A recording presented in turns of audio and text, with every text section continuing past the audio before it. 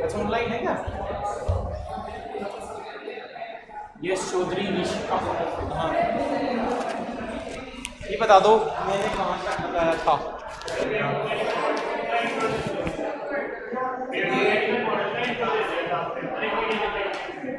एक वीडियो दिखाई थी।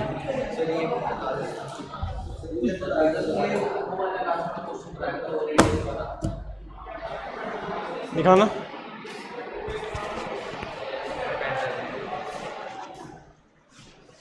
दिखाना copy.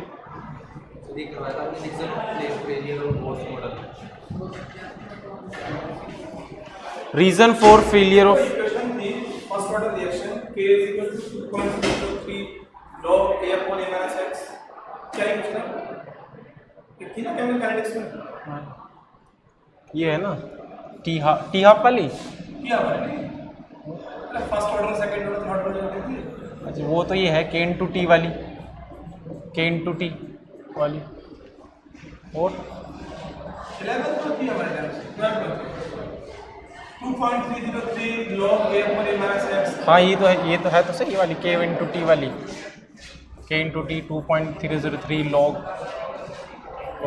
A0 upon A0 minus x। A0 क्या उसकी इनिशियल अमाउंट? इनिशियल बचा हुआ A0 x डिसोशिएट हो गया। क्या आ रहा है ये 92 क्या आ रहा है? एनमोल के लिए हैं? अच्छा अच्छा अच्छा लो बोहर मॉडल, वो वेव मैकेनिकल मॉडल बताया थोड़ी अभी। वीडियो कौन सी दिखाई थी?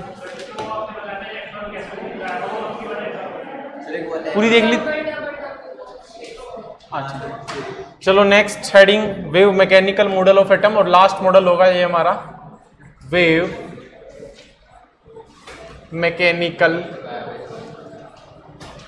Model of atom.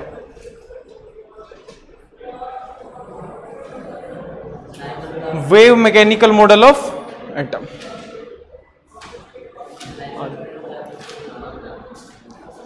तो इन्होंने क्या कहा, ये जो इक्वेशन है वेव, मतलब ये जो मॉडल है wave mechanical model of atom, ये एक साइंटिस्ट की जो इक्वेशन है, एक साइंटिस्ट है श्रोडिंगर, उनकी इक्वेशन पर, श्रोडिंगर्स वेव इक्वेशन है उस पर बेस्ड है, ठीक है। और श्रोडिंगर और हाइजेनबर्ग वो साइंटिस्ट हैं जिन्होंने क्वांटम मैकेनिक्स पर काम किया था। क्वांटम मैकेनिक्स क्या होती है? जो छोटे छोटे पार्टिकल पर लगती है। फिर दूसरी क्वांटम मैकेनिक्स कौन है जो बड़े पार्टिकल पर लगती है? क्लासिकल मैकेनिक्स, जिसमें NLM लगते हैं, न्यूटन्स लॉ ऑफ मोशन, वो होती है क्लासिकल मैकेनिक्स। और क्वांटम मैकेनिक्स जिसमें हाइजेनबर्ग का प्रिंसिपल फॉलो होता है, डी ब्रोगली का प्रिंसिपल फॉलो होता है, और श्रोडिंगर की वेव इक्वेशन उस पर लगती है, ठीक है। तो श्रोडिंगर ने ये बोला कि भाई जो एटम है, एटम का जो न्यूक्लियस है, तो इलेक्ट्रॉन न्यूक्लियस से और एटम के बीच में ही घूमेगा। इन ये दो लिमिट है, उन दोनों के बीच में घूमता रहेगा। और इलेक्ट्रॉन की नेचर क्या है? वेव, यानी कि इन दोनों के बीच में वो वेव के फॉर्म में घूमता रहेगा, है ना। ये एक ऐसी वेव है जो दो पॉइंट के बीच में घूमती रहेगी, ठीक है। इस वेव को क्या बोलते हैं? Standing wave. ऐसी वेव, स्टैंडिंग वेव, ऐसी वेव जो दो हिस्सों के बीच में घूमती रहे उसको क्या बोलते हैं? Standing waves. अब जैसे पानी है, इसमें भी तो वेव्स है, देखो ये एक ये वाला सिरा है, एक ये वाला सिरा, आपको वेव्स नहीं दिखाई दे रही इधर से जाते वक्त? ये वेव्स जो है दो हिस्सों के बीच में चल रही है, एक ये वाला हिस्सा, एक ये वाला हिस्सा, तो ये भी स्टैंडिंग वेव्स ही है। तो यहाँ जो वाटर वेव्स है ये भी एक स्टैंडिंग वेव्स है। तो आपको वेव्स जाती दिखाई दे रही होगी, कभी इधर जा रही है, कभी इधर जा रही है, ऐसे करती हुई, है ना। लेकिन ये स्टैंडिंग वेव, एक वेव्स होती है जो आगे चलती रहती है, किसी तालाब में आप पानी पत्थर मारो, वो स्टैंडिंग वेव्स नहीं है, वो तो आगे तक चलती चली जाएगी जहां तक लिमिट होगी उसकी। ठीक है, तो दो फिक्स हिस्सों के बीच में जो वेव्स चलती है उसको बोलते हैं स्टैंडिंग वेव्स। श्रोडिंगर बोलते हैं इलेक्ट्रॉन एटम के अंदर एक स्टैंडिंग वेव की तरह काम करता है, मतलब या तो वो न्यूक्लियस और एटम की जो बाउंड्री उसके बीच में वेव के फॉर्म में घूमता रहेगा। ठीक है, और उन्होंने बोला कि ये इलेक्ट्रॉन जब चलेगा, ठीक, एक इक्वेशन है उसको हमेशा फॉलो करेगा, और वो इक्वेशन थोड़ी कॉम्प्लेक्स इक्वेशन है। इक्वेशन है del square psi upon del x square plus del square psi upon del Y square plus del square psi upon del Z square plus 8 pi square M upon H E minus V psi is equals to 0। ये है वो equation जिस पर Schrodinger wave equation, जिस पर ये पूरा model based है। H Planck constant, M mass of the electron, pi constant, 8 constant, E total energy, V potential energy. E क्या है? साई है वेव फंक्शन, E है टोटल एनर्जी, V क्या है? पोटेंशियल एनर्जी, साई है वेव फंक्शन। क्या है? अब वेव फंक्शन क्या है? आप तो मैथ वाले हैं, हर इक्वेशन का कोई फंक्शन, मान लो ये मैं लिखता हूं y is equals to sine x, तो कोई ना कोई कर्व होगा कि नहीं होगा? कौन सा कर्व होगा? ये वाला है। तो साई की एक इक्वेशन है जिसका कुछ ना कुछ फंक्शन है। मतलब एग्जांपल के तौर पे मैं ऐसे लिख दूं psi is equals to sine x. तो साई एक ऐसी वैल्यू है, एक ऐसा वेरिएबल है जो किसी का फंक्शन है, और वो फंक्शन जो है वो कर्व फॉर्म में है, उसकी कुछ ना कुछ इक्वेशन है। जैसे मैं मान लूं एग्जांपल के तौर पे psi is equals to sine x, मतलब इलेक्ट्रॉन साइनोसोडल फॉर्म में चल रहा है, ये है। मतलब साई आपको उस पाथ की इक्वेशन बताने वाला है जिस पाथ पर इलेक्ट्रॉन चल रहा है। कुल मिलाकर वेव, इलेक्ट्रॉन किस फॉर्म में चलता है? वेव। तो इसको बोलते हैं वेव फंक्शन। जिस वेव में वो इलेक्ट्रॉन चल रहा है उसका फंक्शन साई बताता है। ठीक है, तो ये होता है हमारा साई। फिर इसमें तो ये इक्वेशन आपको पता होनी चाहिए, श्रोडिंगर की मेन बेसिक इक्वेशन है। अब ये इक्वेशन सिर्फ हाइड्रोजन एटम के लिए सॉल्व की गई है हमारे सिलेबस में। हाइड्रोजन एटम के अलावा और कोई एटम लोगे तो ये इक्वेशन बहुत ज़्यादा कॉम्प्लेक्स हो जाती है। हाइड्रोजन एटम में ये ज़्यादा कॉम्प्लेक्स है, तो बाकी के लिए सॉल्व नहीं करते हैं, बहुत कॉम्प्लेक्स इक्वेशन है, सिर्फ हाइड्रोजन के लिए सॉल्व करते हैं। तो इसको हम क्या करेंगे?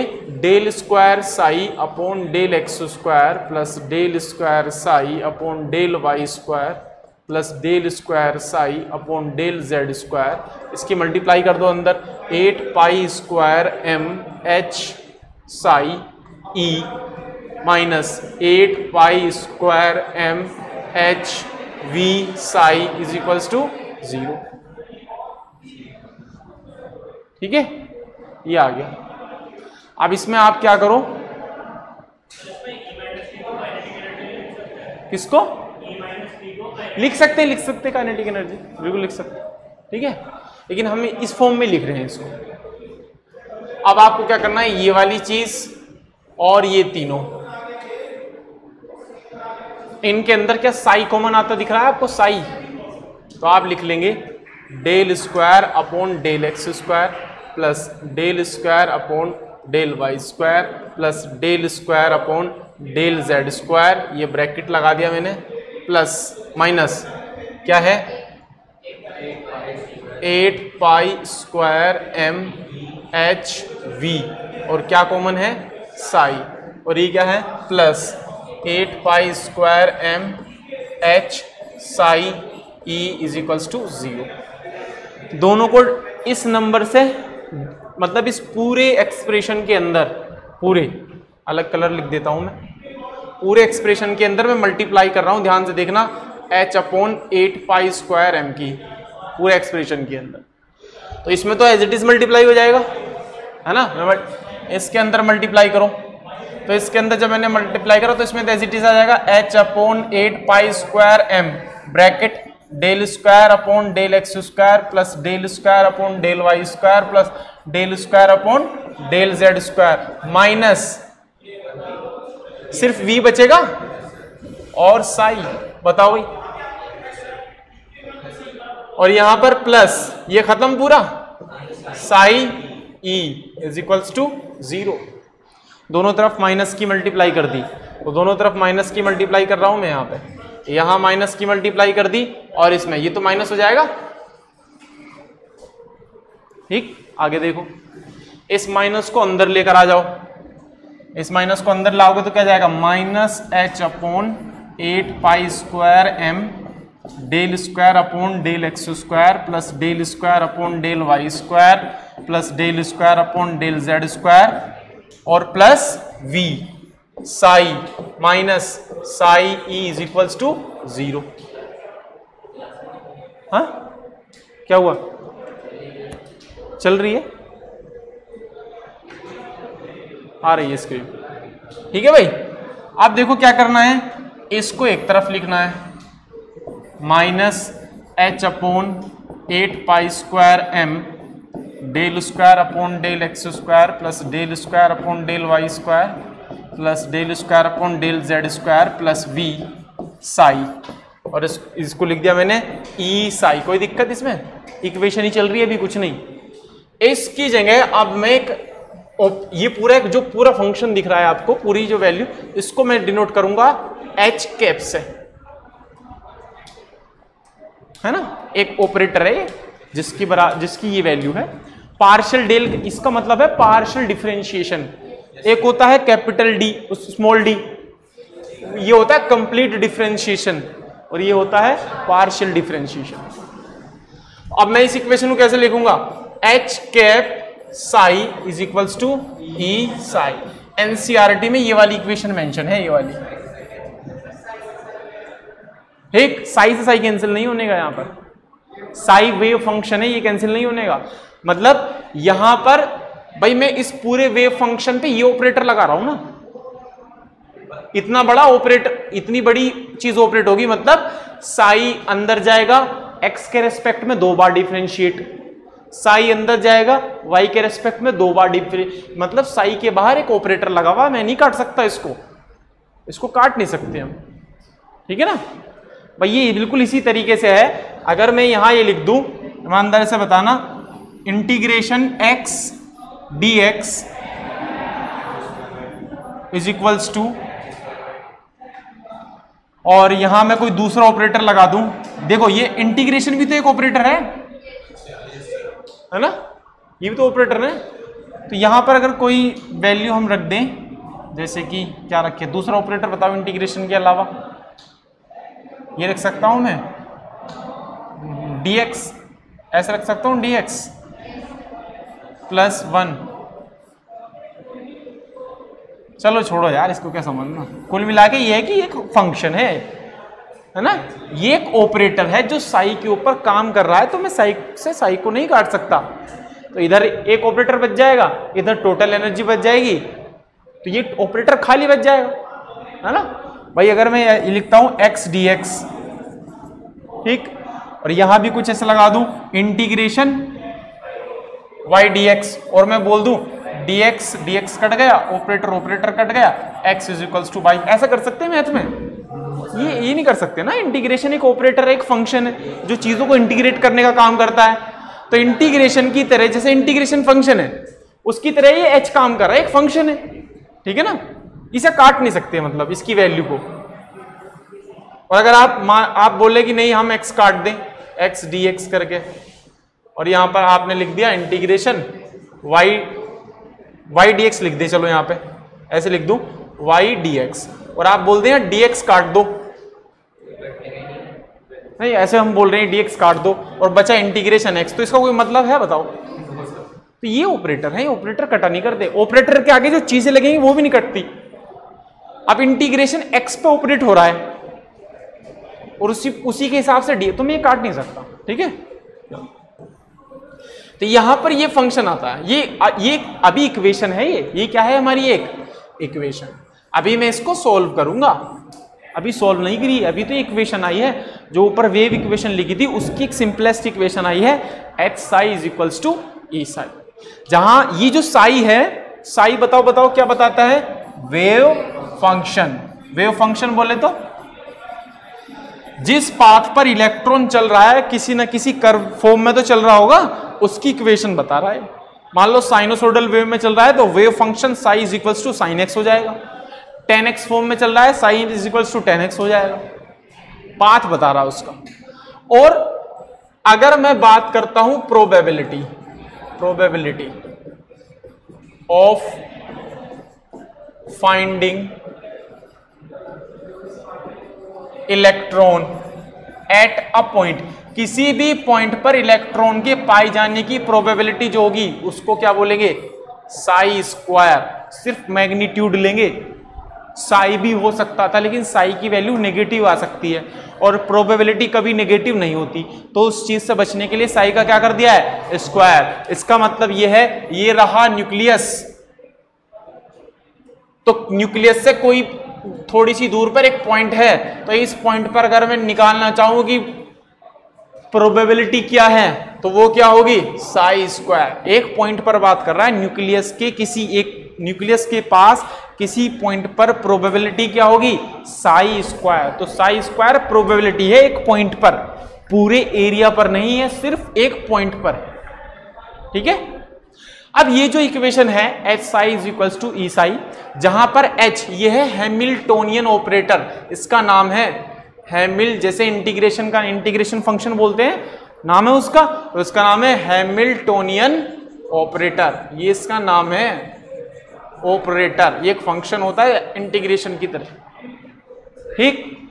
जब इस इक्वेशन को सोल्व किया गया है ना, इस इक्वेशन को सोल्व किया गया, तो मुझे बताओ, जब आप कोई इक्वेशन सॉल्व करते हो, जैसे मैं बोलता हूं आप इक्वेशन सॉल्व कर रहे हैं y is equals to integration,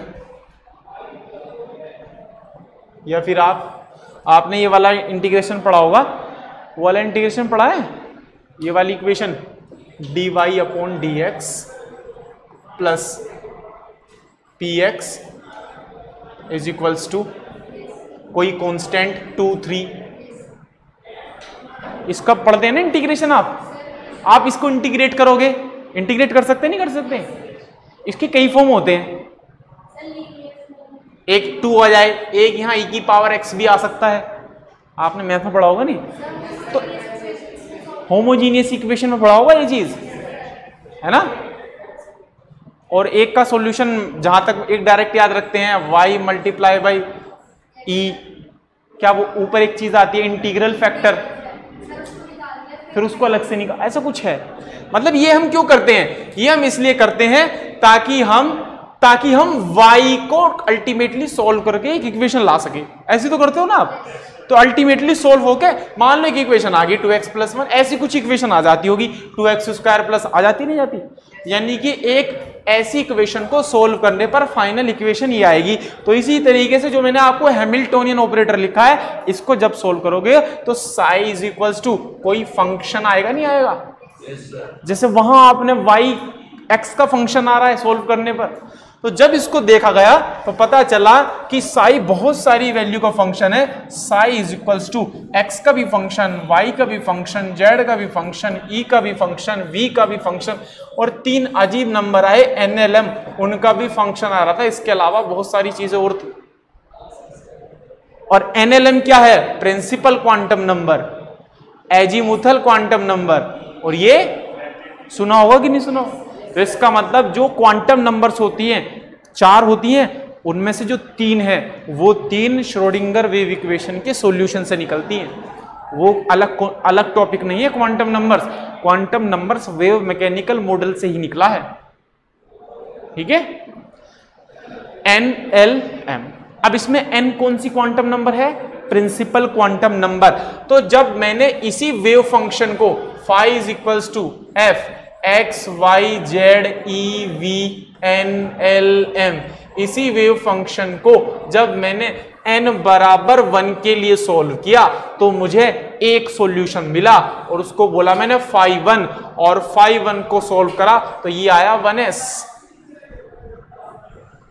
ठीक है। और ये कैसा था, ये ऐसा था, ये रहा न्यूक्लियस। और जब मैंने इसको सॉल्व किया ना, और जो इलेक्ट्रॉन इसके वेव, इसके पाथ को फॉलो कर रहा था, तो पता चला वो इलेक्ट्रॉन एक स्फेरिकल रीजन है, उससे बाहर ही नहीं जा रहा।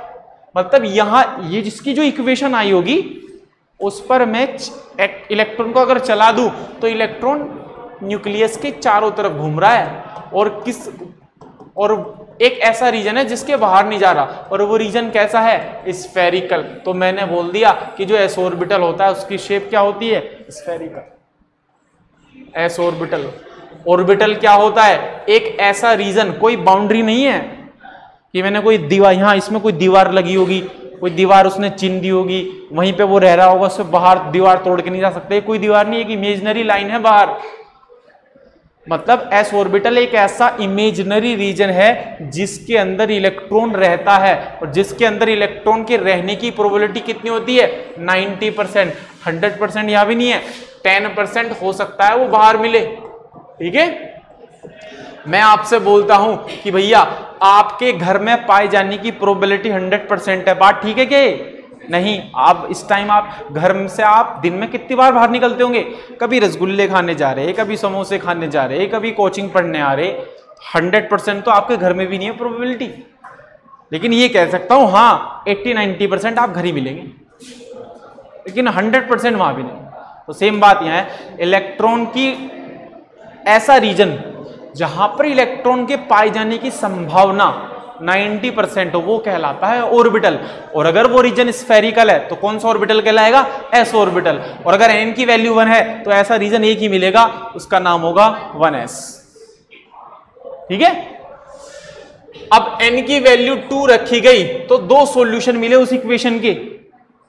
वहां भी ऐसी होता है, जो मैंने अभी इक्वेशन लिखी थी ना, उसमें भी 2-3 सॉल्यूशन मिल जाते हैं अलग अलग वैल्यू रखने पर, है ना, क्योंकि वो इक्वेशन वेरिएबल में है x और y।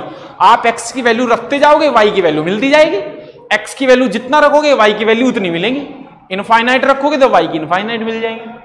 इसी तरीके से यहाँ है, लेकिन यहाँ ये एक वैल्यू रखी तो एक ही मिली बाई चांस, बाकी नहीं मिल रही है, नहीं है वो इक्वेशन ऐसी। 2 रखी तो 2 वेव फंक्शन मिले, psi1 एंड psi2। psi1 को चेक किया तो ये s ही था, लेकिन 2 था तो ये क्या आया, 2s। और ये भी क्या था, स्फेरिकल, लेकिन इस बार ये 1s से बड़ा था। जब psi2 को सोल्व किया ये था का 2p, और लेकिन इस बार इसका रीजन क्या था, डंबल, न्यूक्लियस के चारों तरफ dumbbell shape. n equals to 3 रखा, कितने सॉल्यूशन मिले, 3, psi1 psi2 psi3। अभी मैं लिखूंगा इनका इक्वेशन, अभी लिख के दिखाऊंगा मैं आपको, देखना कितनी कॉम्प्लेक्स फॉर्म है psi1 psi2 psi3 की। सॉल्यूशन बताओ, 3s 3p 3d, 3s spherical, 3p dumbbell और 3d डबल डंबल, ऐसा रीजन। ठीक है, n की वैल्यू 4 रखोगे, कितने रीजन, कितने solution, 4, psi1 psi2 psi3 psi4, 1s वो sorry 4s 4p 4d 4f। f की शेप क्या होती है, कॉम्प्लेक्स, तो उसको लिखते नहीं generally. Spherical, dumbbell, double dumbbell, d में होते हैं 5, dx dy dz, dx square minus y square और dz स्क्वायर। ठीक है, तो इतना नोट करो, अभी मैं और आगे बताऊंगा इसमें वेव फंक्शन के बारे में।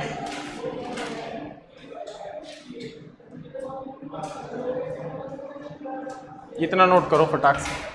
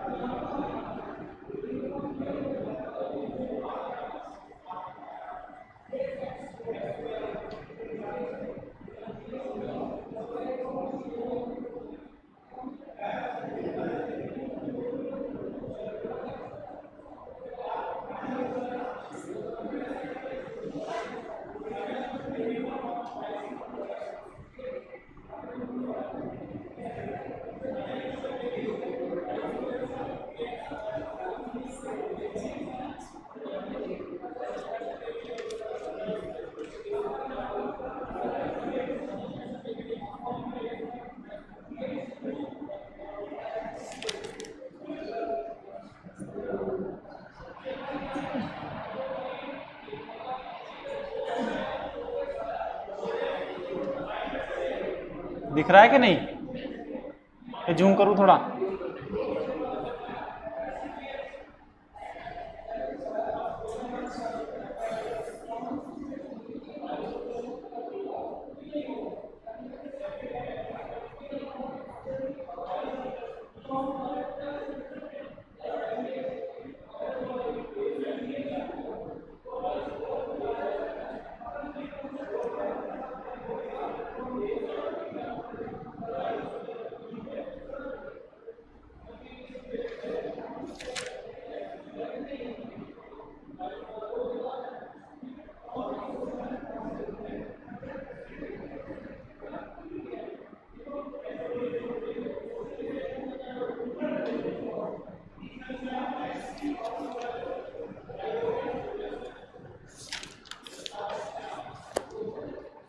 हो गया?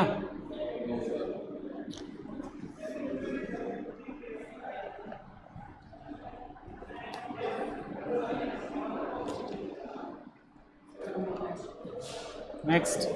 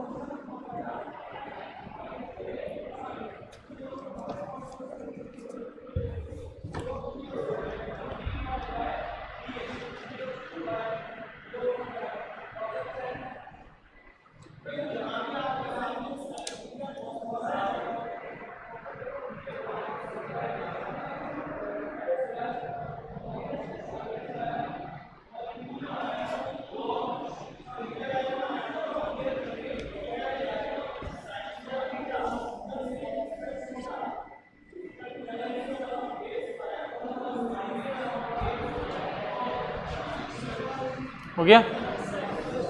नेक्स्ट,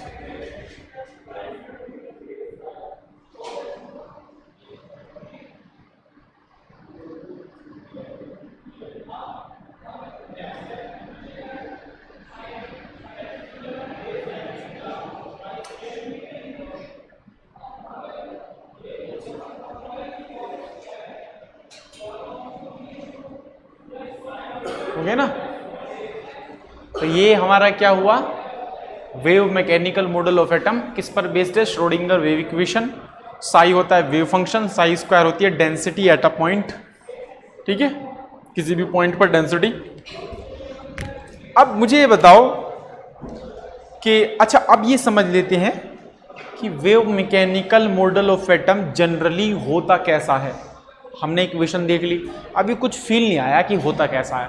तो आप इसको ऐसा, वीडियो दिखाऊंगा अभी, इसको ऐसा समझ सकते हैं, ये रहा न्यूक्लियस। या फिर आप ऐसा समझे, आप एक छोटे बच्चे हैं और आपने एक बैलून लिया हुआ है और उसके अंदर एक मच्छर को छोड़ दिया है या मक्खी को छोड़ दिया है। ठीक है, तो अब बताओ, ये मक्खी इस बैलून के अंदर सर्कुलर घूमेगी या कैसे भी घूमेगी? किधर भी सर्कुलर या किधर भी? कोई रैंडम या फिक्स्ड पाथ? तो जैसे ये मक्खी है ऐसा है हमारा इलेक्ट्रॉन, और जैसा ये मैंने बनाया है ये है हमारा ऑर्बिटल। तो ऑर्बिटल के अंदर इलेक्ट्रॉन सर्कुलर पाथ में नहीं घूमता, उसके अंदर रैंडम फॉर्म में किधर भी घूमता रहता है। ठीक है, तो ये होता है। हाँ पूछो। तो ये गलत, मैंने क्या कहा, बोहर का मॉडल तो गलत है ना, मतलब एडवांस कौन सा है, wave mechanical model of atom, ये एडवांस है, ये एडवांस मॉडल है, ठीक है। बोहर का सही थोड़ी है, न्यूमेरिकल तो हम उस पर ऐसी करते हैं क्योंकि उसी में ही है सारी इक्वेशन जो हमारे अकॉर्डिंग है, क्योंकि wave mechanical model of atom बहुत टफ इक्वेशन है, उसको इसलिए नहीं करते। रदरफोर्ड के अंदर कोई फॉर्मूला ही नहीं है, उसको इसलिए नहीं करते।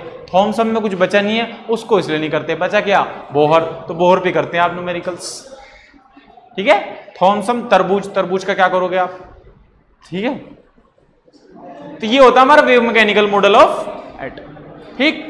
दूसरी बात, इसके अंदर मुझे एक चीज और बतानी है और वो होता है नोड। कोई जानता है नोड क्या होता है, बताओ क्या होता है नोड, नोड क्या है, नहीं, नोड क्या है,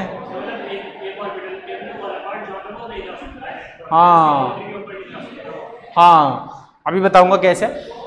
नोड एक ऐसा रीजन है जहां पर इलेक्ट्रॉन नहीं होगा, है ना, या हम बोल सकते हैं नोड ऐसा रीजन है where electron is not available या नॉट प्रेजेंट। अगर इलेक्ट्रॉन है ही नहीं तो बताओ इलेक्ट्रॉन के पाए जाने की प्रोबेबिलिटी कितनी होगी, 0, ठीक है। अब आप मुझे ये बताएं, आप इस कमरे के अंदर बैठे हैं और बाहर मान ले ये हमारी जो गली है, तो गली में और इस कमरे में अगर मैं मिला दूं तो आप, ऐसा कौन सा रीजन है जहां पर नहीं जा सकते, बताओ। अरुंधति बताओ, हाँ इसके बाद, मतलब एक गली को मानो और इस रूम को मानो, और मुझे बताओ गली और रूम में आप कहाँ नहीं जा सकते हैं, ऊपर छत में, छत पे जा सकते हैं, जीना है, ऊपर की छोड़ो, ऐसी बताओ, इधर उधर नीचे। जो दीवार है उस दीवार की कुछ थिकनेस है, क्या कभी ये आप ऐसे गए दीवार को ऐसे फाड़ कर पानी भरने गए हो, गए हैं अक्षित, ये आप दीवार को ऐसे 2 टुकड़ों में किया हो, ऐसे घुसे हो और फिर पानी भर के वापस फिर दीवार को चिपका दिया हो, यानी कि दीवार एक ऐसा, दीवार की जो थिकनेस है वो एक ऐसा रीजन है, आप नहीं जा सकते यहां पर। तो इसका मतलब क्या है, रूम और गली में एक रीजन ऐसा है जहां पर आपके पाए जाने की प्रोबेबिलिटी 0 है। तो आपके घर वाला या आपका दोस्त या आपका भाई अगर ढूंढने आएगा तो दीवार तोड़कर ढूंढेगा या रूम या गली में ढूंढेगा, दीवार नहीं तोड़े, उसे पता है कि दीवार के अंदर नहीं घुसा बैठा हुआ वो, पता है उसे, तो वहां तो उसकी पाई जाने की प्रोबेबिलिटी क्या है, 0। तो दीवार को नहीं तोड़कर देखेगा कि ऐसा हो सकता है कि भाई अक्षित दीवार को तोड़कर यहां बैठ गया और दीवार को फिर से छीन लिया, ऐसा हो सकता है अक्षित है, नहीं, बहुत नहीं इंपॉर्टेंट। तो इसी तरीके से इलेक्ट्रॉन में है ना, आपको आप एग्जाम्पल क्या है, एक बैलून माने, उसके अंदर आपने छोड़ दी है एक मक्खी, मक्खी मक्खी मक्खी, मूवी देखी है, और इसके बाहर एक बैलून और लगा दिया है आपने, इस बैलून में हल्का सा होल है, बैलून मान ले या कुछ और चीज मान ले जो रिजिड हो थोड़ी सी, बैलून तो फूट जाएगा अगर होल होगा, है ना। तो बताओ ये सेंटर से लेके यहां तक कौन सा ऐसा रीजन है जहां ये नहीं जा सकती, पहली जो चीज ली है हमने, चाहे वो सर्कुलर बर्तन हो, कोई सा कुछ चीज हो, उसकी थिक यहां घूम सकती है मक्खी, यही दीवार वाला एग्जांपल नहीं, यानी कि एक ऐसा रीजन है जहां पर इसकी प्रोबेबिलिटी क्या है, 0। तो सेम बिल्कुल इसी तरीके से हमें क्या सोचना है, आपको ये सोचना है कि भैया हमारे पास ये ऑर्बिटल है 1s, पहला कौन सा बनाया मैंने, 1s, ये बनाया 1s। तो सेंटर से और यहां तक कोई ऐसा रीजन है जहां पर इलेक्ट्रॉन ना जा सके, नहीं। तो मतलब 1s के अंदर नोड भी 2 होते हैं, एक होता है रेडियल नोड और दूसरा होता है एंगुलर नोड। रेडियल नोड किसी पर्टिकुलर एक डिस्टेंस पर, इक्वल डिस्टेंस पर एक स्फीयर बनता हुआ दिखाई देगा आपको जहां पर इलेक्ट्रॉन नहीं पाया जाएगा, है ना। मतलब रेडियल नोड की नेचर कैसी होती है, स्फेरिकल। एंगुलर नोड आपको एक प्लेन दिखेगा 2D, जहां पर इलेक्ट्रॉन आपको नहीं दिखाई देगा। तो रेडियल नोड तो 0 है कि नहीं है, मतलब न्यूक्लियस से कोई भी ऐसी डिस्टेंस नहीं है जिस पर इलेक्ट्रॉन ना पाया जा सके। क्या इस स्फीयर के अंदर कोई ऐसा प्लेन जा रहा है जहां पर इलेक्ट्रॉन ना पाया जाता हो? अरे यार नहीं खींच सकते आप। आपने ये प्लेन खींचा, अरे यहां इलेक्ट्रॉन तो है, यहां तो है इलेक्ट्रॉन, ये रहा इस पूरे रीजन में, मतलब एंगुलर नोड कितना हो गया? 0। ये बात है 1s की, है ना। अब आगे देखो, आगे चल 1s और ये बना दिया हमने 2s, ये बना दिया 1, ये है 1s और ये 2s। बताओ सेंटर से लेके और यहां तक कोई है ऐसी चीज जहां पर नहीं जा सकता इलेक्ट्रॉन? न्यूक्लियस से रेडियली r डिस्टेंस पर, r कहीं भी r डिस्टेंस पर ये इलेक्ट्रॉन जा सकता है क्या? एक ऐसा रीजन निकल कर आएगा जहां पर इलेक्ट्रॉन नहीं जा सकता है, जो कि स्फेरिकल फॉर्म में होगा। मतलब रेडियल नोड कितना आ गया? 1। क्या कोई एंगुलर नोड है? क्या आप ऐसा कोई प्लेन खींच सकते हैं? अगर भैया यहां तो प्रेजेंट होगा कि नहीं होगा? यहां भी बोल, यहां भले ना हो थिकनेस में, यहां तो होगा प्रेजेंट, यहां भी होगा। प्लेन खींच सकते हैं? प्लेन नहीं खींच पाएंगे आप। तो रेडियल नोड कितना, एंगुलर नोड कितना? 0। ठीक, फिर इसी तरीके से 3s ले लो, 1s 2s और ये हमारा 3s। बताओ सेंटर से लेके यहां तक कितने रेडियल नोड नजर आ रहे हैं? ये हमारा 3s बना दिया मैंने बाहर। कितने नोड नजर आए? 2। एक तो 1s की थिकनेस, एक 2s की थिकनेस, एक 1s की और एक 2s की। एंगुलर नोड कोई नजर आ रहा है क्या? नहीं, मतलब s कोई सा भी हो उसके अंदर आप एंगुलर नोड नहीं ढूंढ सकते। ठीक है, अब बात करते हैं p की। p कहां से स्टार्ट होता है? 1 से या 2 से? 2 से। तो ये बना दिया मैंने 2p। 2p कैसा होता है? डंबल, सेंटर पे है न्यूक्लियस और ये डंबल शेप। क्या न्यूक्लियस से कोई ऐसी डिस्टेंस है r जहां पर इलेक्ट्रॉन ना पाए जा सके? नहीं है, है ना। ऑर्बिटल के अंदर ढूंढना है, ऑर्बिटल के अंदर, बाहर नहीं, अंदर। जब रेडियल नोड देखोगे तो अंदर। तो कोई डिस्टेंस है यहां से लेके यहां तक? नहीं। अगर ऑर्बिटल के अंदर की बात, ऐसा मत कर देना कि ये कभी बाहर ढूंढने लगो, नहीं। रेडियल नोड ऑर्बिटल के अंदर ढूंढा जाता है, बाहर नहीं ढूंढा जाता। तो ऑर्बिटल के अंदर बता दो मुझे कोई भी डिस्टेंस हो। तो इसमें बताओ रेडियल नोड कितने हैं? 0। इसमें एंगुलर नोड है? हाँ है। आप देखो, अगर मैं ये बना रहा हूं 2px, तो भैया ये yz प्लेन नजर आ रहा है, y और z प्लेन। इस प्लेन में कोई इलेक्ट्रॉन होगा क्या? तो एंगुलर नोड कितना है? 1। और क्या है वो? yz plane. 2p के लिए radial node 0, angular node 1। Next 3p। पहले आएगा 2p, 2p के ऊपर क्या होगा? 3p। ये रहा 2p और ये रहा 3p। मैं बात करूंगा 3p में कितने रेडियल नोड? सेंटर न्यूक्लियस से चलते हैं यहां तक, तो बोलो यहां r डिस्टेंस पर, ये इसका जो बाउंड्री है, यहां पर इलेक्ट्रॉन मिलेगा क्या?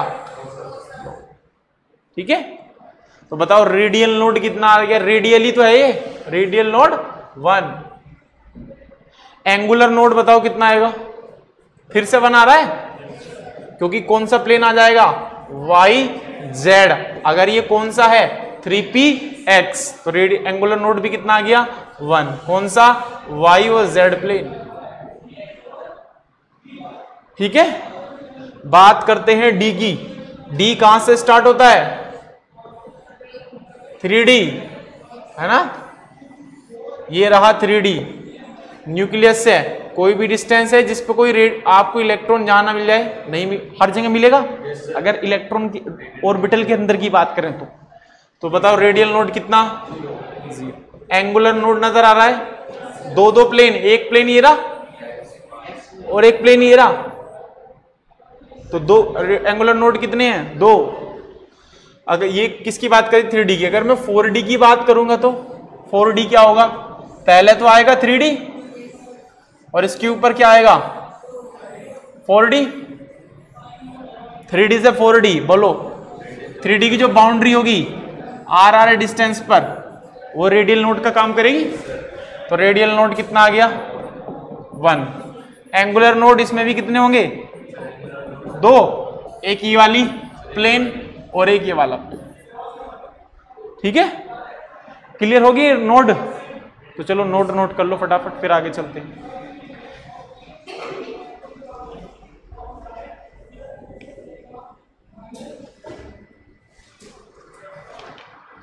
तो नोड वो रीजन होते हैं जहां पर साई स्क्वायर की वैल्यू 0 होती है।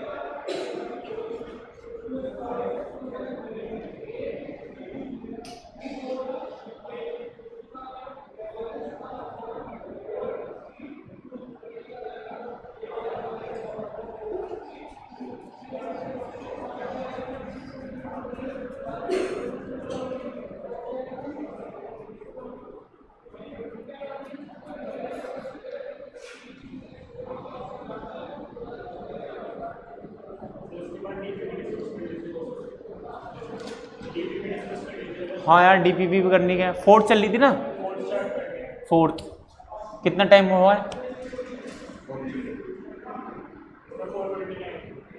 4:29। लाओ डीपीपी दो, है डीपीपी 4th वाली फोन में है, उधर 4 होगी आधी, आप पीछे हो गए मतलब।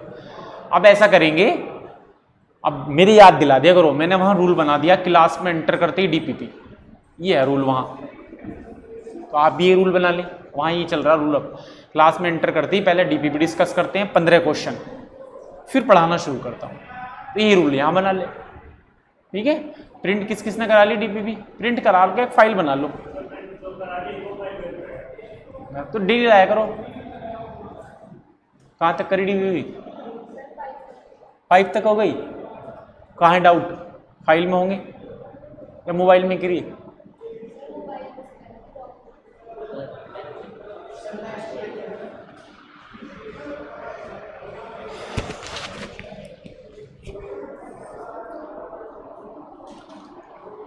तो डीपीपी मुझे याद दिला दे करो, मैं भूल जाता हूँ।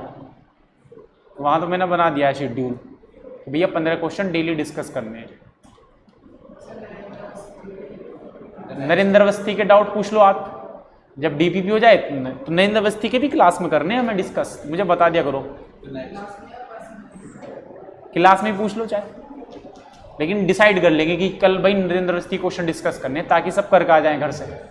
जिस पर नहीं है वो पीडीएफ डाउनलोड कर लो, टेलीग्राम पे मिल जाएगी आपको नरेंद्र अवस्थी, गूगल पे भी मिल जाएगी, है ना।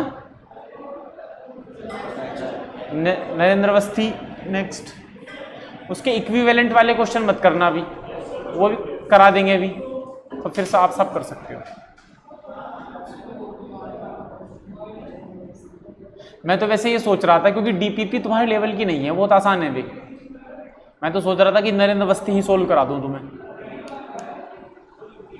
क्योंकि इतना टाइम नहीं है कि डीपीपी भी कराएं, नरेंद्र अवस्थी भी कराएं। काफी है, बहुत काफी है। हाँ मैं ये तो कह रहा हूँ, वो बहुत काफी है। डीपीपी तो आपके लेवल की नहीं है, डीपीपी बहुत आसान लेवल की है, वो नीट लेवल की डीपीपी है, आपके हिसाब से आसान है, वो जेई के हिसाब से।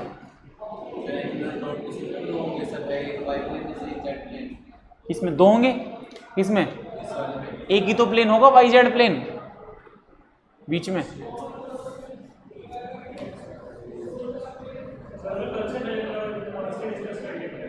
नरेंद्र अवस्थी कर लो। डीपीपी जो ग्रुप में आ रही है वो आप मत करो, वो तो मैं इनके लिए भेज रहा हूँ। आपका ग्रुप अलग है क्या,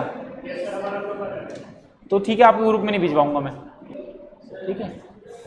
क्योंकि नरेंद्र अवस्थी ही अगर आप कर लो ना, बहुत बहुत काफी है, हैं? दिलवा देना। हाँ ले लेना, आदिल सर से ले लेंगे। नेक्स्ट, तो नरेंद्र अवस्थी की बुक ले आए आप। कितने क्वेश्चन है लेवल 1 में? 200। अच्छा, तो डेली 15-15 डिस्कस कर लें आप, पहले 15 फिर 15, 29 के बाद उसमें इक्विवेलेंट वेट के भी होंगे क्वेश्चन, उसके अलावा जो हो वो बता दो। अच्छा ठीक, तो कल भाई सब नरेंद्र अवस्थी करके लाएंगे। शुरू के कितने क्वेश्चन करें? कल सिर्फ कल की बात कर रहे हैं, 100 तो नहीं हो पाएंगे यार। कल 15, कल डिस्कस 15।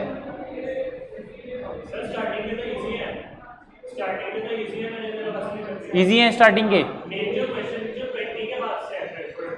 20 के बाद से, तो 30 क्वेश्चन तक कर ले कल। फिर क्वेश्चन नंबर 30 एक बुक जरूर लाना, ताकि मैं हाथ में लेकर डिस्कस, ठीक है।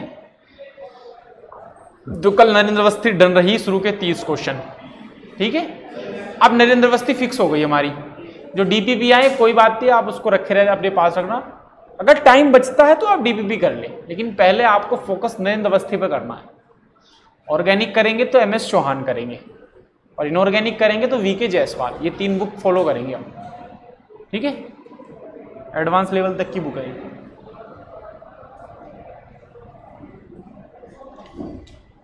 तो डीपीपी कर ली बेस्ट है, डीपीपी अब रोक दें, अब नरेंद्र अवस्थी करें पहले, ठीक है।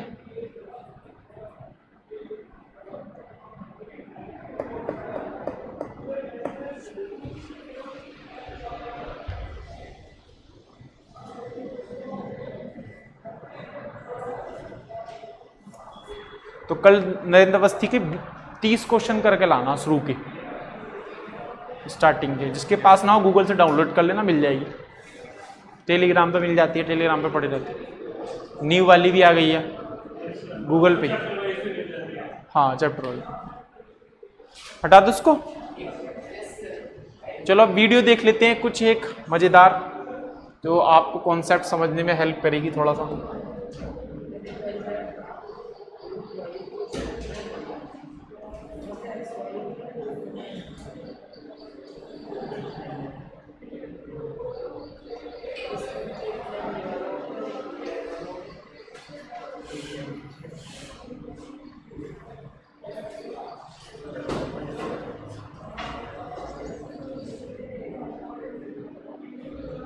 कौन सा चैप्टर पढ़ रहे हैं? Structure of atom.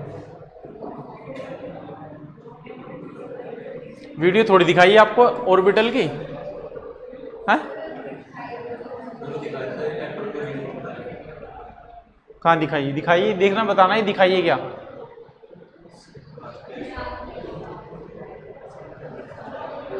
ये दिखा दी, ये दिखा दी? अरे नहीं, अच्छा ये दिखाई दी। एक और थी इसकी, ये बताना है दिखाई क्या।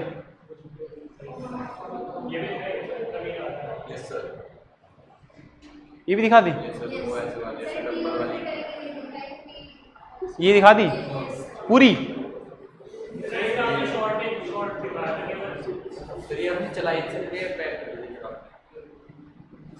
चलो देख लो, अभी बताना देखी क्या नहीं सही से। अकॉर्डिंग टू बोहर मॉडल ऐसा होता है, एटम ऐसा होता है। ये नहीं बताई होगी, दिखाई मैंने आपको, वो मैंने उस क्लास में दिखाई, वो वाली तो दिखा दी होगी। ये दिखाई है, ये नहीं दिखाई। अभी आगे देखना, आप याद आ जाएगा आपको। बोहर कहते हैं कि एटम ऐसा होगा, श्रोडिंगर कहते हैं नहीं नहीं नहीं नहीं नहीं ऐसा नहीं, ऐसा होगा पाएगा, ऐसा होगा। तो ये तो नहीं दिखाई वीडियो, मैं दिखा दी। अब ये रीजन देखो, बोलो 1s है। अब ये एक ही ऑर्बिटल, एक ही इलेक्ट्रॉन है। आपको इतने पॉइंट्स दिख रहे हैं, तो ये लाखों करोड़ों इलेक्ट्रॉन नहीं है, ये एक ही इलेक्ट्रॉन है। वो घूम रहा है और उसके बहुत सारे फोटो खींच लिए गए हैं, ठक ठक ठक ठक ठक ठक, और उन फोटो को मिला दिया गया है। तो ये दिख रहा है एक इलेक्ट्रॉन के मोमेंट्स हैं अलग अलग टाइम पर। तो अगर आप मेरा फोटो खींचे हैं, मैं चलते हुए मैं कभी यहां खड़ा हूंगा, कभी यहां खड़ा हूंगा, कभी यहाँ खड़ा होऊंगा, कभी यहाँ खड़ा होऊंगा, उन सबको मिला दो तो मैं बहुत सारे ना दिखूंगा। तो आप कहोगे भाई इस टाइम पर मैं यहाँ था, यहाँ था, यहाँ था, यहाँ था। तो ऐसे ही इलेक्ट्रॉन न्यूक्लियस के चारों तरफ घूम रहा है, उसके 1,00,000 फोटो खींचे गए, उनको मिला दिया तो ये मिला। तो पता चला कि न्यूक्लियस के चारों तरफ एक स्फेरिकल रीजन है, उसी में घूम रहा है इलेक्ट्रॉन। तो ये रीजन कौन सा है? S orbital. यहां n की वैल्यू 1 है वेव फंक्शन में, ये है रीजन, ये एस ऑर्बिटल हो गया हमारा। ठीक है, तो देखो आपको स्फेरिकल, लेकिन ये पूरे स्फेरिकल नहीं दिख रहा होगा आपको, यहां तक तो स्फीयर नजर आ रहा होगा, लेकिन उसके बाहर भी आपको डॉट डॉट नजर आ रहे हैं। तो मैंने क्या बोला था, 10% बाहर भी तो जा सकता है स्फीयर के, भी हो सकता है ना। जैसे आप समोसे और रसगुल्ले खाने बाहर जाते हैं, तो ये भी समोसे रसगुल्ले खाने बाहर जा सकता है। ठीक है, तो ये 1s हो गया हमारा। 1s देखो n is equals to 1, L is equals to 0, orbital कौन सा है? 1s। NLM क्वांटम नंबर से इतना तो जानते ही होंगे, हालांकि मैं बताऊंगा खैर अभी। तो यहां पर देखते रहना, यहां पर लिख कर आएगा कि क्या दिखा रहा है वो। तो ये 1s दिखाना चाह रहा है। नेक्स्ट क्या दिखाना चाह रहा है? n is equals to 2।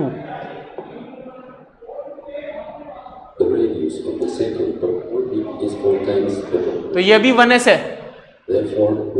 अब इसको स्मॉल कर दिया, अब क्या दिखाएगा वो? 2s। n की वैल्यू 2, अभी बाहर आएगा इसके 2s। 2s आ गया कि नहीं आ गया? ग्रीन कलर का 1s, पिंक कलर का 2s। ठीक है, और इन दोनों के बीच में एक नोड, अभी नोड को भी मेंशन करेगा, अभी नोड दिखाया नहीं उसने। दोनों को एक ही कलर में कर दिया तो आपको ऐसा लग रहा है कि एक ही ऑर्बिटल, लेकिन अलग अलग है। नोड देखो, पहचानो, नोड दिखा क्लियर? ये रहा 1s, और एक खाली बीच में स्पेस है जो कि स्फेरिकल है, ये नोड है रेडियल नोड, और बाहर क्या है? 2s। यही तो बताया था मैंने भी।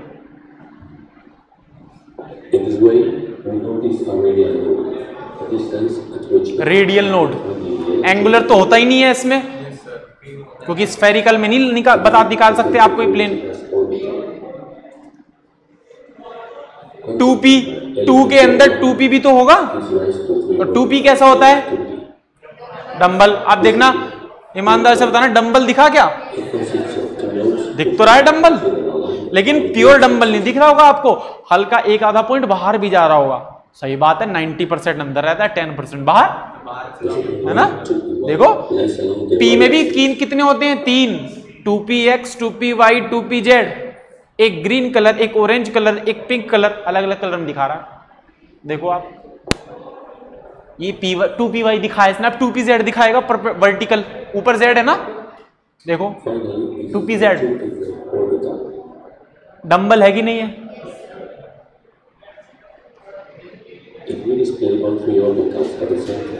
तीनों को मिला दिया तो ऐसा घुचड़ मुचड़ दिखाई देगी, कुछ नहीं समझ आएगा आपको। ये तीनों को मिला दिया है तो बहुत कॉम्प्लेक्स हो जाएगी, नहीं हो जाएगी स्ट्रक्चर, है ना?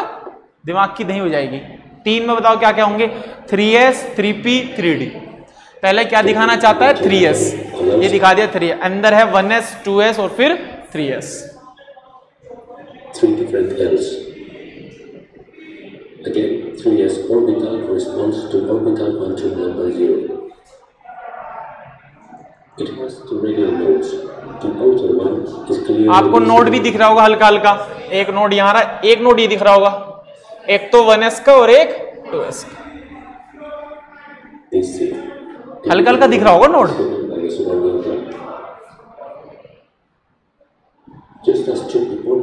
तीन होंगे p में। देखो ईमानदार से बताओ, नोड दिखा क्या नहीं दिखा? ये रहा 2p, बीच में नोड, और फिर 3p। ये तो बनाया था मैंने भी, एक ही नोड होता है 3p के अंदर।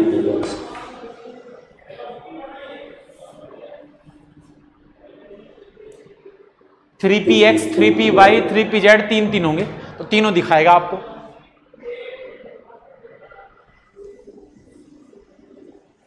बताओ भाई, कुछ समझ आया कि नहीं? ये 3pz है,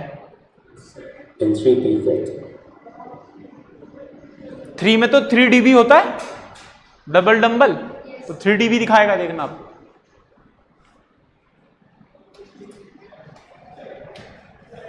ये रहा क्या है, 3D, देख तो लो आप। डबल डम्बल है कि नहीं है? नहीं है डबल डम्बल, देखो ना आप, ये रहा, ये ऐसी तो बनाते हो ना, ये रहा डबल डम्बल बन गया। बाहर कुछ कुछ पॉइंट नजर आ रहे हैं, तो कोई बात नहीं, 10% तो बाहर रह ही सकता है, ठीक है। This is the most popular one. ये रहा, 3 of them have prolongs bisecting the तो डी में भी 5 होते हैं, 3dxy, 3dyz, 3dzx, dx square minus y square, dz square है। नहीं यार, कलर तो दिखाने के लिए यार, गजब बेइज्जती है यार, ये तो मैं समझा रहा हूं तुम्हें ऑर्बिटल, तुम कलर की बात कर रहे हो यार। कलर थोड़ी ना होते हैं, एटम कलरफुल नहीं होते, है ना। ये तो दिखाने के लिए कलर किया गया ताकि आप समझ सकें, अलग करने के लिए।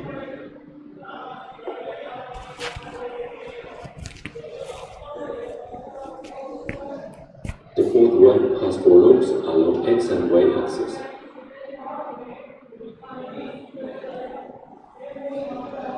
Finally, the fifth one has two अब ये, axis. हाँ भाई बताओ कौन सा कलर है, बताओ कौन से कलर का होता है 3D, पढ़ा है कहीं, है ना। तूने क्वेश्चन पूछा था ना, तो मुझे ये कहना चाहिए एकदम से वक्त बदल दिए, जज्बात बदल दिए क्योंकि कलर कहाँ ऑर्बिटल ये कलर ऐसे दिखाया गया है डिफरेंशिएट करने के लिए। हायर ऑर्बिटल्स एफ भी होता है, एफ की स्ट्रक्चर होती है कॉम्प्लेक्स, उससे हमें कोई लेना देना नहीं, ठीक है। अब बताओ कुछ समझे कि नहीं समझे। अब अगर हम एक एटम को कंसिडर करें तो देखना कितनी कॉम्प्लेक्स चीज निकल के आएगी, दिमाग की उलझन बढ़ जाएगी। बहुत खतरनाक चीज है एटॉमिक ऑर्बिटल्स, बहुत कॉम्प्लेक्स हो जाते हैं ये। अब स्कैंडियम है, स्कैंडियम का एटॉमिक नंबर कितना होता है, 21 होता है, इतना तो जानती होंगे, 1s2 2s2 2p6 3s2 3p6, हालांकि मैं बताऊंगा अभी, जरा देखना स्ट्रक्चर को। ये आया 1s के अंदर कितने इलेक्ट्रॉन होते हैं, 2। फिर इसके ऊपर क्या आएगा, 2s, आप देखते रहना ऑर्बिटल की कॉम्प्लेक्स स्ट्रक्चर। फिर उसके ऊपर 2p में कौन सा वाला, 2px 2py 2pz, तीनों आएंगे 1 बाय 1 करके, देखो आ रहे हैं तीनों। और सेंटर पर क्या है, न्यूक्लियस।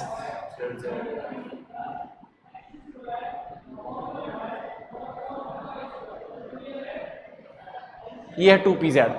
इसके बाद क्या आएगा, 3s जो सबको घेर लेगा, ये देखो, देख रहे हो कॉम्प्लेक्सिटी एटम की।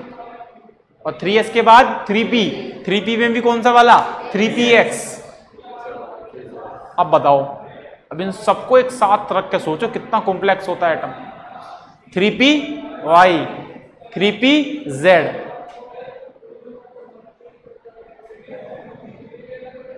अब इन सब के ऊपर क्या आएगा, अभी तो 3D भी आएंगे, है ना। इन सब के ऊपर पहले क्या आ जाएगा, 4s, क्योंकि 4s 3D से पहले आता है, अगर आपको n+l रूल पता हो, हालांकि बताऊंगा मैं आगे चलते। अब आ रहे हैं 3D का dz स्क्वायर आ रहा है ना। अब बताओ ये कितना, बहुत सिंपल स्ट्रक्चर है या बहुत खतरनाक हो चुकी है, इसने बहुत खतरनाक रूप ले लिया इस टाइम। ये देख रहे हो, अब d आ रहे हैं 3D के, ये देखो, बताओ ये क्या स्ट्रक्चर है, बना लोगे पेंसिल से, कितनी चीजें इसमें एंटर करी हैं, देख रहे हो। ये है अभी ये एक, अब वो तो 21 एटम है, अभी तक तो ये कहां तक पहुंचे हैं, 3dyz तक पहुंचे हैं, और 4s आया है, 4p तो अभी आया भी नहीं है, 3dz तक बनाया है, अभी इसमें 4s नहीं है, क्योंकि यहीं तक काम हो जाएगा इसमें। ये होता है, देखो कितना बड़ा स्ट्रक्चर निकला है, इसमें पता ही नहीं चल रहा कहाँ है 1s, कहाँ है 2s, कहाँ है 2p, पता ही नहीं चल रहा कहीं, ऐसा इतना इंटरमिक्स होते हैं एक दूसरे में, ठीक है। ये और बताओ क्या चाहते हो,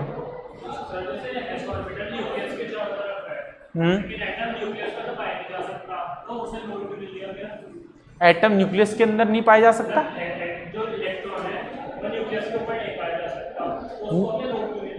दो, अच्छा नोड न्यूक्लियस को और इनफाइनाइट को, इसको याद, इसको ये अजम्पशन है, ये नोड बना के लिख लो। क्या, ये रहा न्यूक्लियस, ये रहा एटम।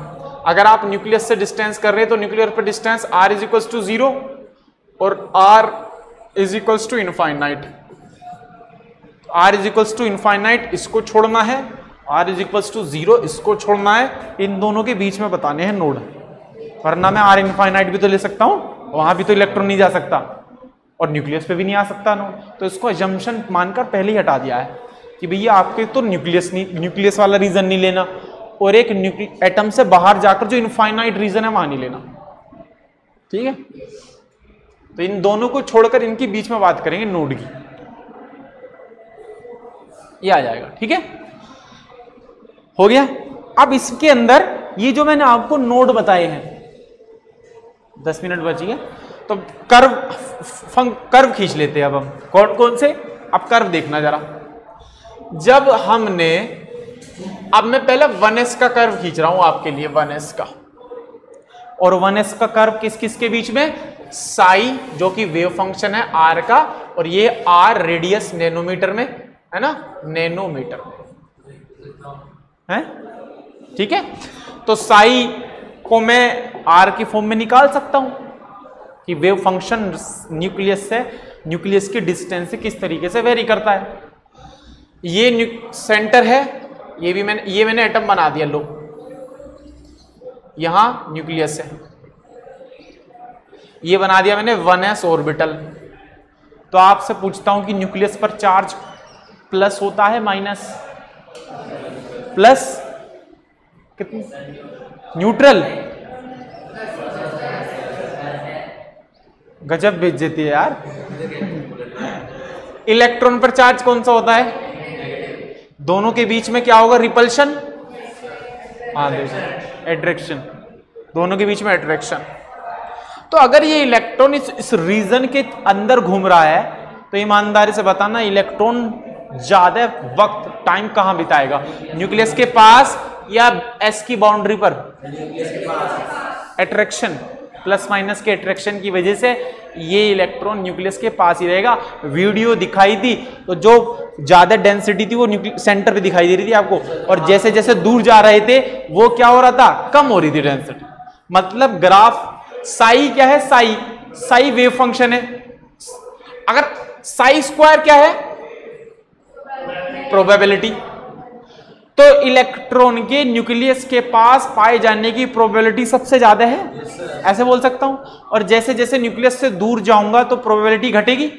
तो मुझे बताओ न्यूक्लियस के पास साई स्क्वायर की वैल्यू सबसे ज्यादा है, तो साई की वैल्यू भी तो ज्यादा, क्योंकि साई स्क्वायर ज्यादा होगा तो साई भी तो ज्यादा ही होगा, क्योंकि साई स्क्वायर साई से ही तो आया है। तो अगर साई स्क्वायर ज्यादा तो साई भी ज्यादा है। तो ग्राफ बोलो ऊपर से स्टार्ट होगा, और अगर मैं आगे बढ़ता जाऊंगा डेंसिटी कम होती जाएगी, पाई जाने की प्रोबेबिलिटी कम होती जाएगी, साई स्क्वायर कम होता जाएगा, साई कम होता जाएगा, तो ग्राफ ऐसा आएगा। और 1s से बाहर जाते ही प्रोबेबिलिटी क्या हो जाएगी, 0। किसके लिए बात कर रहे हैं, 1s के लिए बात। तो कर्व नीचे टच कर जाएगा। और यही कर्व अगर मैं खींचता हूं साई स्क्वायर वर्सेस r, तो बोलो कर्व सेम ही तो आएगा। मैथ वाले स्टूडेंट हो, पॉजिटिव वैल्यू का स्क्वायर करोगे तो पॉजिटिव ही आएगा, लेकिन वैल्यू ज्यादा आ जाएगी तो कर्व ऊपर उठ जाएगा। लेकिन 0 का स्क्वायर करोगे तो 0 ही आएगा, 0 वाले पे कोई फर्क नहीं पड़ेगा। तो यही कर्व को ऊपर उठा दो तो नेचर तो सेम ही आएगी। तो ये कर्व हुई किसके, 1s। लेकिन अगर मैं कर्व खींचता हूं किस किस के बीच में, अब देखना मैं चेंज क्या कर रहा हूं, साई स्क्वायर r 4 पाई r स्क्वायर वर्सेस r। बताओ साई स्क्वायर तो एक पॉइंट पर है डेंसिटी, और 4 पाई स्क्वायर क्या है, स्फीयर। तो अगर मैं एक पॉइंट पर जो डेंसिटी है उसको पूरे स्फीयर पे निकालना चाहूं तो मल्टीप्लाई बाई क्या कर दूंगा, 4 पाई स्क्वायर। ठीक है, अब बताओ r की वैल्यू अगर 0 रखूंगा तो ये पूरी वैल्यू कितनी होगी, 0 हो जाएगी। अब कर्व यहां से स्टार्ट होगा 0 से, ठीक, और 1s के बाहर जाने पर R1s के बाहर जाने पर तो 1s के बाहर जाने पर साई स्क्वायर 0 हो जाएगा, तो मतलब ये कर्व यहां पर 0 हो जाएगा, ठीक। तो मतलब कर्व ऐसे उठेगा, ऐसे करके टॉप पे जाएगा और फिर डाउन आ जाएगा, क्योंकि मुझे 2 पॉइंट पता चल गया 2.0 है, तो बीच में कर्व ऊपर ही उठना है। और जब एक्सपेरिमेंटली ये वाला पीक की वैल्यू निकाली गई तो पता क्या चला, पता ये चला कि भैया 1s के अंदर एक ऐसा रीजन है और इसकी डिस्टेंस आई 52.9 पिकोमीटर। और याद करो according to Bohr orbit, Bohr model, first orbit की रेडियस भी तो ये आती है। तो अब सोचो जरा, मतलब बोहर का जो मॉडल है पूरी तरीके से गलत नहीं है, बस उसने 100% कह दिया था कि इलेक्ट्रॉन इतनी डिस्टेंस पर रहेगा, जबकि श्रोडिंगर कह रहे हैं कि भाई इतनी डिस्टेंस पर रहने के चांस सबसे ज्यादा हैं, लेकिन जरूरी नहीं है वो यहीं पर रहेगा, वो इससे कम डिस्टेंस पर भी रह सकता है और ज्यादा डिस्टेंस पर भी रह सकता है, ठीक। तो ये कर्व किसके हैं, 1s के। अब कर्व खींचने किसके हैं, 2s। तो जब 2s का कर्व खींचा गया साई वर्सेस r, ठीक है, तो ये सेंटर, तो 2s में पहले 1s पड़ेगा, फिर बाहर क्या जाएगा 2s। तो बोलो जहां 1s है बताओ वहां साई स्क्वायर 0 होगा कि नहीं होगा, क्योंकि प्रोबेबिलिटी नोड आ गया। और साई स्क्वायर अगर 0, ईमानदारी से बताना साई भी तो 0 होगा कि नहीं होगा, मैथ वाले स्टूडेंट हो, है ना। तो बोलो देखो मैंने 1s जहां खत्म हो रहा बोल दिया यहां टच करेगा कर्व, और न्यूक्लियस के पास सबसे ज्यादा वैल्यू होगी तो कर्व ऐसे जाएगा। इसके बाद जो कर्व आता है वो नीचे की तरफ चला जाता है इस तरीके से, और ऐसे फिर 0 की तरफ जाना शुरू हो जाएगा। मतलब बाहर जो वेव फंक्शन होता है साई वो नेगेटिव हो जाता है, तो ये यहां नेगेटिव है वेव फंक्शन और यहां पॉजिटिव है। और 2s के बाहर जाते ही साई स्क्वायर 0 हो जाएगा, तो साई की वैल्यू भी क्या हो जाएगी 0। लेकिन यही कर्व जब आप किसके वर्सेस खींचोगे, psi square r versus r, तो बताओ एक पॉइंट यहां और एक पॉइंट यहां, सेम नेचर, बस वैल्यू ऊपर उठ जाएगी। अब बताते कौन बनाएगा, इस नेगेटिव वाला ऊपर पहुंच जाएगा। कर्व बनाए होंगे मैथ के अंदर, नेगेटिव वाले का जब कर्व स्क्वायर में बनाते हो तो वो कर्व की मिरर इमेज ऊपर बना देते हैं, तो ये कर्व ऐसा नहीं हो जाएगा क्या, साई स्क्वायर वर्सेस, कर लो नोट ये दोनों चीजें।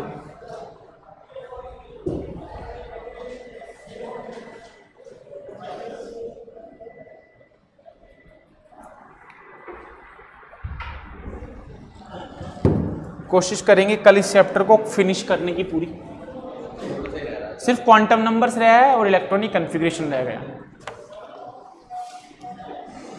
तो इसके बाद देखते हैं क्या शुरू करेंगे।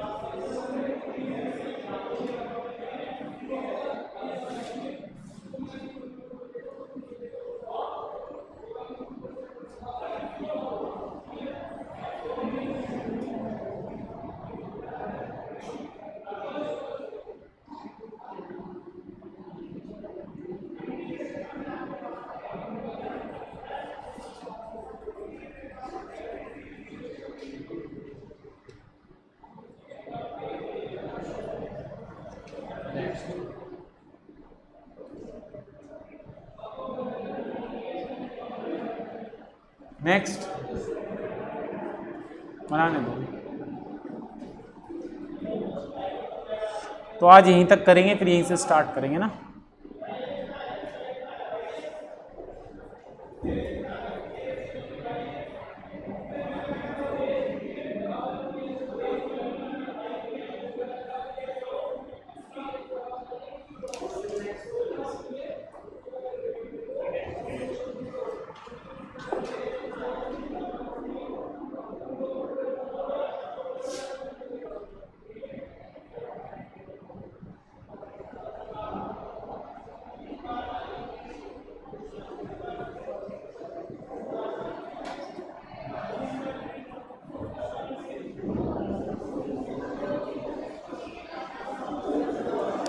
चलो यहीं से मिलते हैं।